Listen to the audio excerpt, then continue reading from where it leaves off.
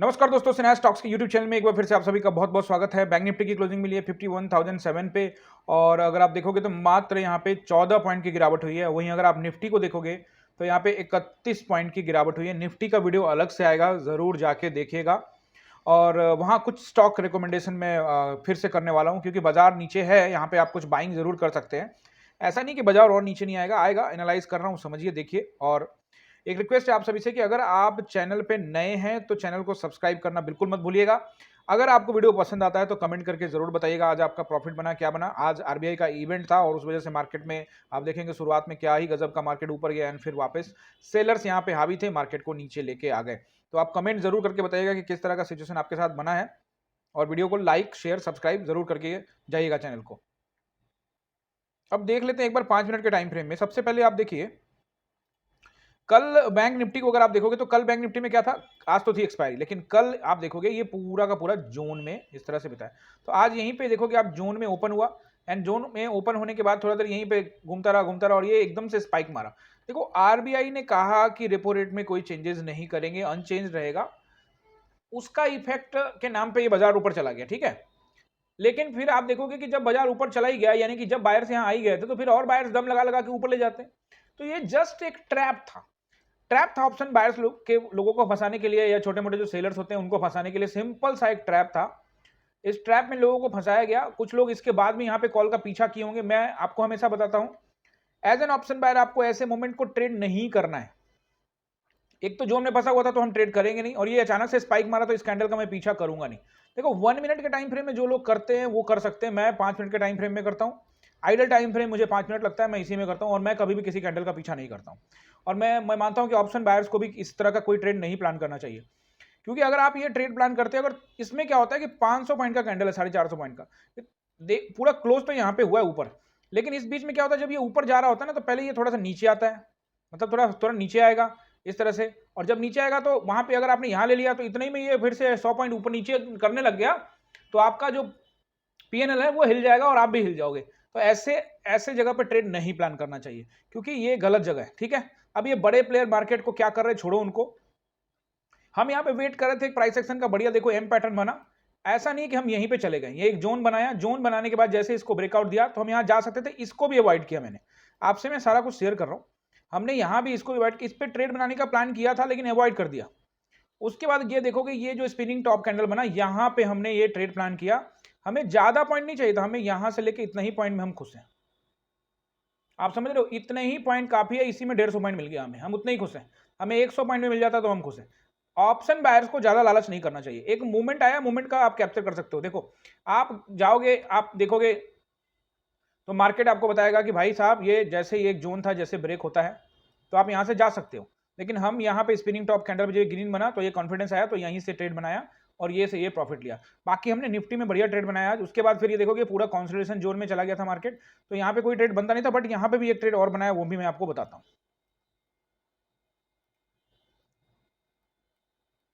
ये देखो, ये फेस था वो, जैसे ही, और ज्यादा बड़ा नहीं, कुछ भी ज्यादा बड़ा नहीं बनाया हमने।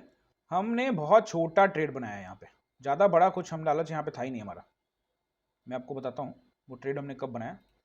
ये देखो, ये जैसे ही ये वाला जो कैंडल है ना, ये कैंडल बना, ये जो स्पिनिंग टॉप इसके यहाँ पे, यहीं पे पकड़ा हमने इसको, यहाँ से यहाँ का एक ट्रेड बनाया हमने।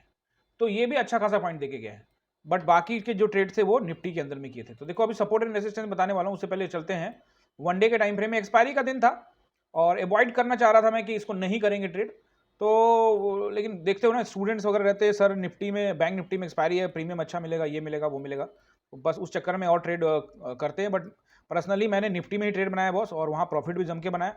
अब यहाँ देखोगे एक साइडवेज जोन सा है, आपको जरूर यहाँ पे थोड़ा बहुत ऊपर नीचे कर रहा है, बट यहाँ पे ट्रैप होने की संभावना ज्यादा है। अगर आप बिल्कुल बॉटम पे पकड़ो तो ऊपर बेचो, और ऊपर आप अगर पुट लो तो नीचे बेच सकते हो, अगर आप ऐसे करने में सक्षम हो तब।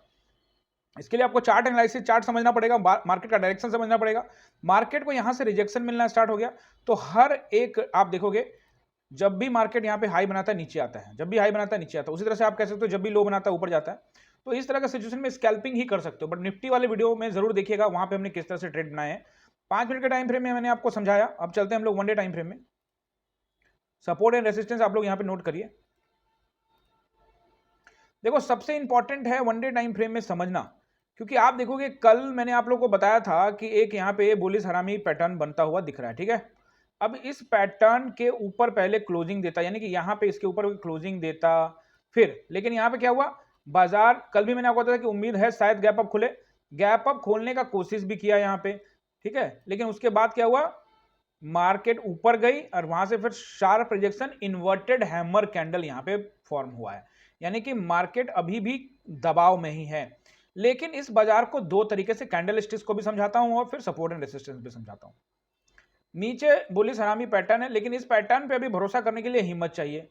क्या ये बॉटम है मार्केट का, इस पर भरोसा करने के लिए हिम्मत चाहिए। लेकिन कुछ लोग यहाँ पे जरूर हिम्मत, क्योंकि यहाँ से पोजीशन, यहाँ से मार्केट तो फिलहाल ऊपर ही है ना, तो कुछ लोगों का पोजीशन हो सकता है कि उन्होंने यहाँ बनाया होगा, वो बात की बात है, वो पता लग जाएगा कि उनका पोजीशन बना हुआ है। अगर मार्केट थोड़ा थोड़ा कंसोलिडेशन करके और फिर धीरे धीरे निकाल के ऊपर ले जाता है तो हम समझ जाएंगे कि ये एक बढ़िया कैंडल यहाँ पे साबित हो रहा है। तो अभी यहाँ पे बुलिश हरामी पैटर्न के ऊपर में एंट्री ही नहीं बनती कायदे से, क्योंकि अगर आप देखोगे तो इसके ऊपर में क्लोजिंग होगा तब एंट्री बनाएंगे, ठीक है। तो अभी वो बनता नहीं है। और दूसरा यहाँ पे शार्प देखोगे आप, रिजेक्शन तो मिला है, लेकिन अभी कल का मार्केट किस तरह से कामकाज करता है उससे पता लगेगा। कल निफ्टी की एक्सपायरी रहेगी, वो देखेंगे। अब यहां पे आपको समझना पड़ेगा कि मार्केट ने वो राउंड नंबर जो है 51,000 का, उसको फिर से होल्ड किया, कल भी होल्ड किया था, आज भी उसको होल्ड करने में ये कामयाब रही है, लगभग 7 पॉइंट ऊपर। तो आपको नोट करना है रेसिस्टेंस सबसे पहले, अगर गैप अप खुला तो 51,000 का नंबर तत्कालिक सपोर्ट का काम करेगा, not a strong support but अच्छा तत्कालिक काम करेगा। फिर मैं आपको 5 मिनट के टाइम फ्रेम में एक चीज भी दिखाता हूं यहाँ पे। उसके बाद हम लोग यहाँ पे देखते हैं, नेक्स्ट रहेगा 200, यानी कि 51,227 एंड देन 327 यानी कि 327, उसके बाद 527 यानी कि 527 यानी कि 51,527 का नंबर रेसिस्टेंस रहेगा। अब 51,527 को निकालता है मार्केट तो फिर 51,727 का रेसिस्टेंस मिलेगा। तो ये तीन पहले रेसिस्टेंस निकालते हैं, उसके बाद देखेंगे मार्केट कहां जाता है, प्राइस एक्शन को फॉलो करेंगे। नीचे दबाव बढ़ता हुआ दिख सकता है, वो मैं आपको भी वापस 5 मिनट के टाइम फ्रेम में ले जाके समझाने की कोशिश करता हूं। आप देखोगे तो यहां पे लगभग मार्केट को 50,700 का एक जोन है, वो एक अच्छा सपोर्ट का कामकाज करेगा। अगर वो ब्रेक होता है तो मार्केट बिखर सकती है और फिर मार्केट आपको छूती हुई दिख सकती है वापस से। फिर से आपको पहले तो बीच में कुछ सपोर्ट आएंगे जो मैं आपको बता ही रहा हूं, 50,700, 50,500 और 50,300। लेकिन अगर मार्केट तेज गिरावट होती है तो फिर से हम ये जो लो है इसको टेस्ट करने के लिए आते हुए देख सकते हैं, यानी कि 50,000 का लो अभी तक तो आया नहीं है आज इस वाले मार्केट में, तो 50,000 का लो भी हम देख सकते हैं। वो बात की बात है, प्राइस एक्शन के हिसाब से देखेंगे। अब चलिए 5 मिनट के टाइम फ्रेम में जो मैं आपको जोन समझाना चाहता हूं कि जोन में कैसे ब्रेकडाउन लग सकता है। देखो ये जोन तो है, लेकिन हमको यहाँ पे थोड़ा धैर्य से, संयम से काम लेना होगा। अब आप देखोगे तो बाजार यहाँ पे क्या बनाया, एक जोन बनाइए कि छोटा मोटा आप देखोगे तो स्पाइक लगाइए, स्पाइक किस लगा, आरबीआई की वजह से, इसको निकाल दो यहां से।